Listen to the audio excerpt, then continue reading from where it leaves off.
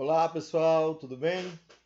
Esse é o nosso quinto vídeo da nossa caminhada, voltada para dar dicas para o aluno fazer com mais assertividade a prova de História do Enem. Ok, pessoal? Nessa caminhada, nós demos o nome de Enem em Perspectiva, história que cai e faz pensar, dicas que podem te ajudar na prova de História do Enem, tá? E a nossa quarta dica dessa série de vídeos é procure entender a independência e a construção do Estado brasileiro. Ok? Vamos lá. Compreender o processo de independência e a construção do Estado brasileiro é essencial para ter uma visão clara da formação política do país. O Enem costuma abordar esse tema para avaliar se o estudante entende que a independência não foi um ato isolado, heróico ou espontâneo, mas sim um processo histórico complexo, marcado por interesses econômicos, disputa política e negociações entre diferentes grupos sociais. Tá bom, pessoal? Por isso, estudar esse conteúdo significa perceber que a emancipação do Brasil se deu muito mais por arranjos de poder do que por rupturas radicais. Tá bom? Ao contrário do que muitos manuais antigos sugerem, a independência do Brasil não foi resultado apenas do gesto de Dom Pedro I às margens do Ipiranga. Ok, pessoal? Esse episódio é simbólico, mas a ruptura com Portugal começou antes, com tensões presentes desde o período joanino, que vai de 1808 até 1821, quando a corte portuguesa se transferiu para o Rio de Janeiro. Nesse momento, o Brasil passou a vivenciar uma série de mudanças administrativas, econômicas e culturais que criaram condições favoráveis para uma autonomia maior dentro do Império Português. Tudo bem, pessoal? A abertura dos portos, a criação de novas instituições, a elevação do Brasil à categoria de Reino Unido e a presença constante da família real no território fortaleceram as elites locais e consolidaram uma identidade política brasileira. Essas transformações contribuíram para formar grupos sociais com interesse direto na separação do Brasil de Portugal, especialmente grandes proprietários rurais e comerciantes, que buscavam autonomia para gerenciar suas riquezas e reduzir a interferência de Lisboa. Ok, pessoal? No entanto, a independência não significou democratização. Pelo contrário, o Estado brasileiro que surgiu após 1822 foi construído para manter o poder concentrado nas mãos das elites agrárias do país. O voto censitário, a centralização administrativa, o controle sobre a força militar e a continuidade da escravidão mostram que boa parte ou grande parte das estruturas coloniais permaneceram arraigadas no país. Ou seja, houve uma ruptura política formal, mas a continuidade social e principalmente econômica. Tá bom? Esse aspecto é muito cobrado no Enem. A prova quer que o aluno perceba que a independência brasileira foi conservadora, pessoal, pois preservou privilégios e não promoveu a inclusão social, tá bom? Diferente de outras independências latino-americanas marcada por guerras prolongadas e mobilização popular, a do Brasil manteve estabilidade política, mas às custas da exclusão da maior parte da população. Tudo bem, pessoal? Outro ponto importante é entender como, após a independência, foi necessário construir a unidade nacional. O território brasileiro era vasto e diverso, e várias regiões resistiram ao projeto político do Centro-Sul. Revoltas como a Confederação do Equador, a Sabinada, a Cabanagem e a Farroupilha mostram que muitas províncias tinham projetos políticos distintos e disputavam qual Brasil deveria ser construído. Assim, a consolidação do Estado Nacional envolveu conflitos e muita violência. Tá bom, pessoal?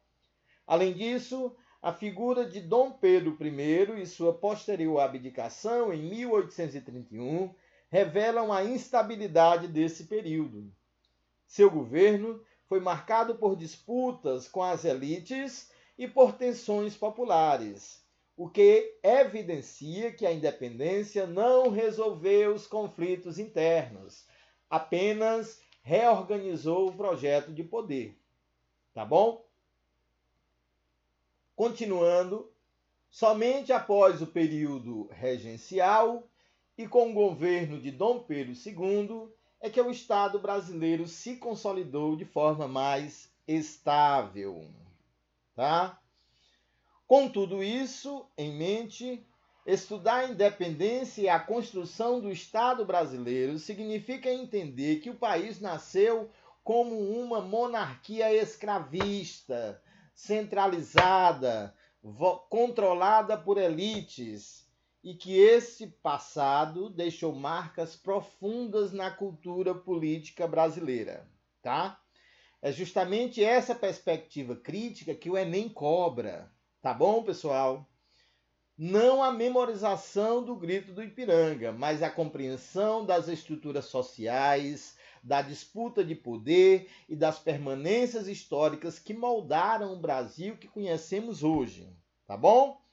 Então, é muito importante essa quarta dica, pessoal, para você se dar bem na prova de história do Enem. É procurar entender a independência e a construção do Estado brasileiro, tá? E para exemplificar essa dica, nós vamos analisar aqui mais uma questão de Enem, tá bom? E essa questão que está aí na tela tem o texto que diz o seguinte, o texto de apoio. O processo de independência do Brasil de 1822 não alterou profundamente as relações sociais existentes. Os grandes proprietários rurais continuaram dominando a política e a economia, e a escravidão permaneceu como base do trabalho. Tá bom? O enunciado da questão diz o seguinte: a principal característica do processo de independência brasileiro foi... Aí tem logo abaixo as 5 alternativas, tá bom? Bora lá primeiro para o texto.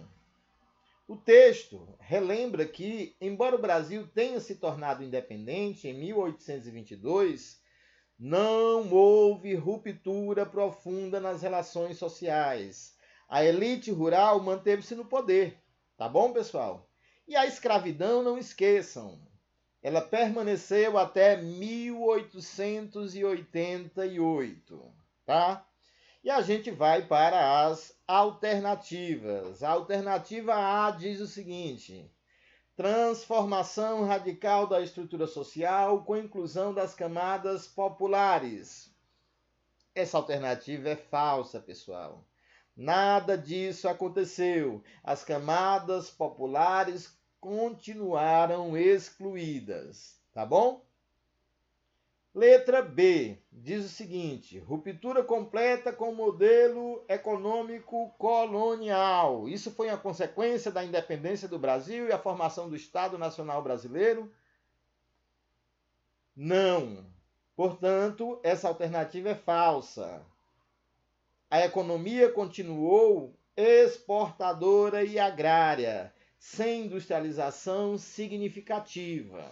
Tá bom?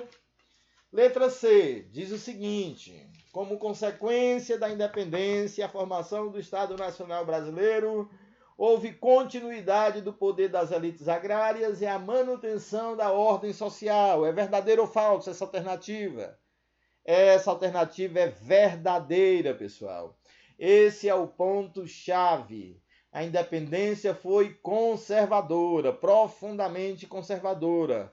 Mudou-se o governo, de rei europeu passou para imperador no Brasil, mas não mudou quem mandava na colônia e depois no império, tá bom? No país independente. Letra D. Portanto, alternativa C é a certa. Letra D. Fim da escravidão como consequência imediata da independência. É falsa.